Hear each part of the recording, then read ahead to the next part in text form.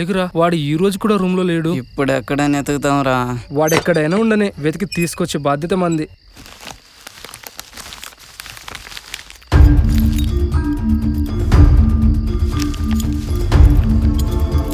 రే, వాడు నిన్నే చీర కొట్టుకున్నాడురా. ఇలా డైలీ కంటిన్యూ అయితే రేపు పొద్దున జరగకూడనిది ఏదైనా జరిగితే మన పీక మీదకే వస్తుంది.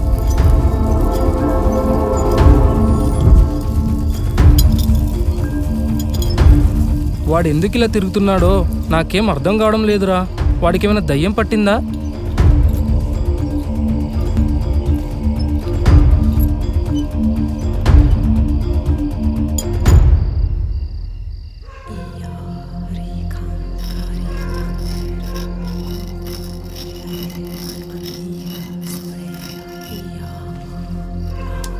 రే, స్లోగా. రే, లడ్రా, అక్కడున్నాడు. రే, భయమేస్తుందిరా. రారా, తీసుకుని వచ్చేద్దాం. రే, వద్దురా. రే క్రాంతి, క్రాంతి. ఆడు మనాడు కాదురా.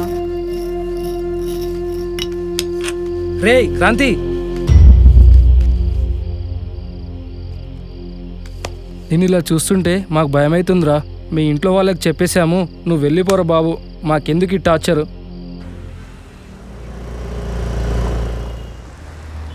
ఎక్కడేనండి?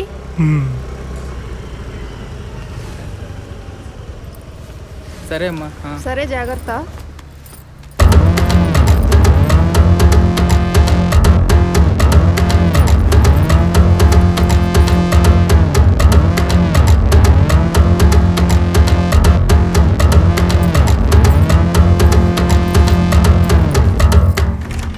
Sir, come in. మీరు దారి తప్పి వచ్చినట్టున్నారయ్యా. అయినా మీలాంటి వాళ్ళందరూ మంత్రగాళ్ళని కదా నమ్ముతారు. ఆల్రెడీ నా పెళ్ళాం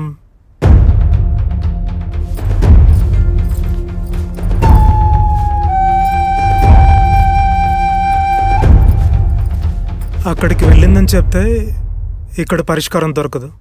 రేయ్, పేషెంట్ వాడా నువ్వా? లేదు డాక్టర్, వీడి చిన్నతనంలోనే మీలాంటి డాక్టర్ని కలిసాము.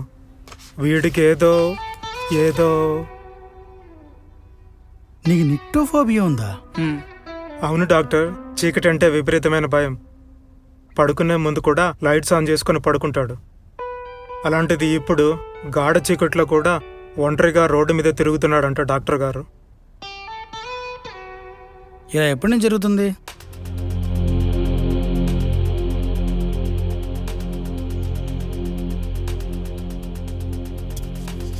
మా అబ్బాయి. నువ్వేం చెప్పొద్దు, నాకు అంతా తెలుసు.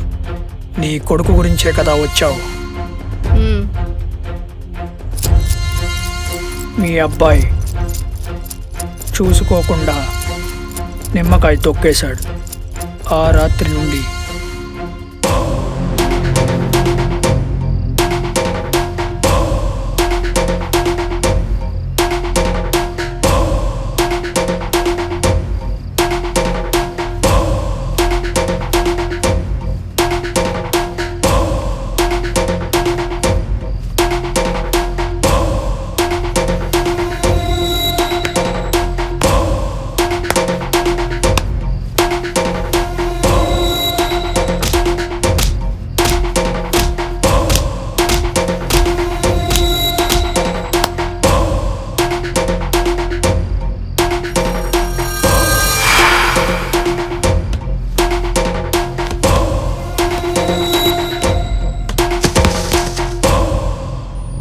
చూడండి డాక్టర్, ఇలా ఎందుకు చేస్తున్నాడో అర్థం కాకే భయపడే మీ దగ్గర తీసుకొచ్చాను. దీనికి పరిష్కారం మీరే చెప్పాలి. సరే, మీరు కొంచెం బయటికి వెళ్ళండి. మీ వాడిని కొంచెం పర్సనల్గా గైడ్ చేయాలి. వెళ్ళండి. క్రాంతి, ఎగ్జాక్ట్గా ఎప్పటి నుంచి తిరుగుతున్నావు? అసలు సడన్గా ఎందుకు ఇలా చేంజ్ అయ్యావు? మొన్న నేను నా ఫ్రెండ్ తరుణ్ క్లాస్కి వెళ్తుండగా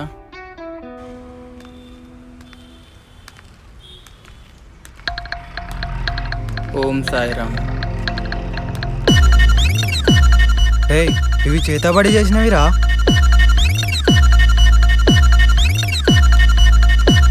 పద తాయిత కట్టించుకొని వద్దాం. నీ మంచి కోసమే చెప్తున్నా, దాని ప్రభావం నీకు తెలియదు.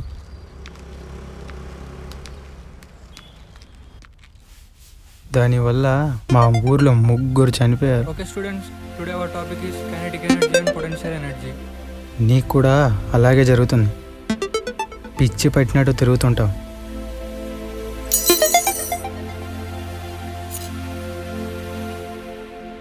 దయ్యాలతో మాట్లాడుతుంటావు. ఏం చేస్తుంటావో నీకే తెలీదు. నీ వల్ల ఇంట్లో వాళ్ళకి మనశ్శాంతి ఉండదు.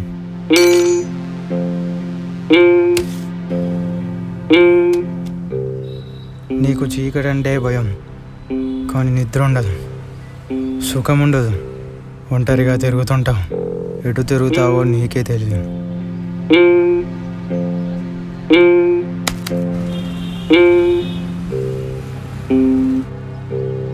బాయ్. ఆ రాత్రి నుంచి ఒకటే కలలు.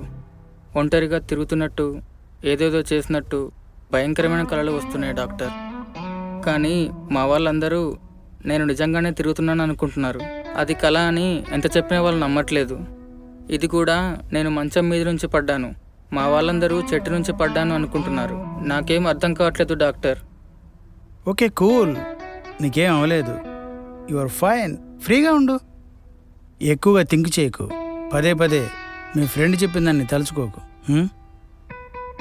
మైండ్లో నుంచి వాడు చెప్పినవన్నీ డిలీట్ చేసేయి. డైలీ 1 అవర్ మెడిటేషన్ ప్రాక్టీస్ చేయి. ఇలా చేస్తే నీకున్న ఈ ఫోబియా కూడా గ్రాడ్యువల్లీ డిక్రీజ్ అయిపోతుంది. వారం రోజుల తర్వాత నన్ను వచ్చి కలువు. ఓకేనా? Okay doctor. త్వరగా రా. ఎక్కడికి? మా తమ్ముడికి ఇంట్లో వాళ్ళు ఒక చిన్న సైకిల్ కొన్నారు. మా మామయ్య వాళ్ళ షాప్కి వెళ్ళి దిష్టి సామాన్లు తీసుకొస్తుండగా ఎక్కడో పాడేశాడంట. వాటికి మా అమ్మ. వాటి కోసమా నన్ను తీసుకొచ్చావు? హలో అమ్మా. దొరకయ్యా? లేదమ్మా. ఎలా అయినా వెతికి పెట్టు. పొరపాటున అవి ఎవరి కంట పడినా అమ్మ నా బూతులు తిడతారు. ఎందుకంటే ఆ నిమ్మకాయలు చేతబడి చేసినవనుకొని కొంతమంది శాపాలు పెడతారు. అవన్నీ మనకే తగులుతాయి. Hello hello hello. ఏం పర్వాలేదు, కొత్తవి తీసుకుందాం. You don't worry.